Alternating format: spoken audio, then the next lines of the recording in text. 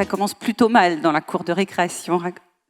Alors ça commence plutôt mal parce que c'est là où aussi on décide que ça doit se passer de cette façon répartie comme ça, puisque souvent on a l'habitude des jeux de ballon qui sont au centre de la cour de récréation. La cour de récréation, c'est l'espace public de la ville en tout petit, hein. Quand on a des jeux de ballon qui sont plutôt au centre et puis des jeux individuels ou de petits groupes plutôt sur les marges, ça veut dire aussi, si on transpose un peu, que le ballon, on ne va pas le partager comme ça si facilement. Et les garçons ne vont pas partager le ballon si facilement entre eux. De là à le partager facilement avec les filles, on voit bien que la transposition avec le pouvoir, elle est vite faite. En fait, il ne faut pas penser à dédier des espaces à une catégorie de personnes, à un usage. On a voulu essayer d'expérimenter, de tester des outils pour justement revenir vers la compréhension des usages, des usagers et surtout des usagères,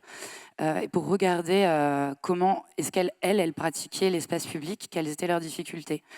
Donc c'est de là qu'on a utilisé l'outil des marches exploratoires.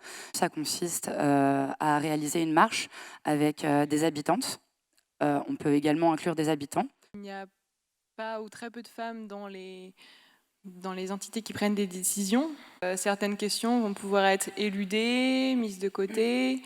Mais en fait, il faut penser aussi que même s'il y avait une parfaite égalité dans le nombre, il faut regarder le temps de parole qui est attribué aussi. Parce que s'il y a 50% d'hommes, 50% de femmes, mais que les hommes prennent tout le temps de parole, il pourrait encore y avoir des inégalités.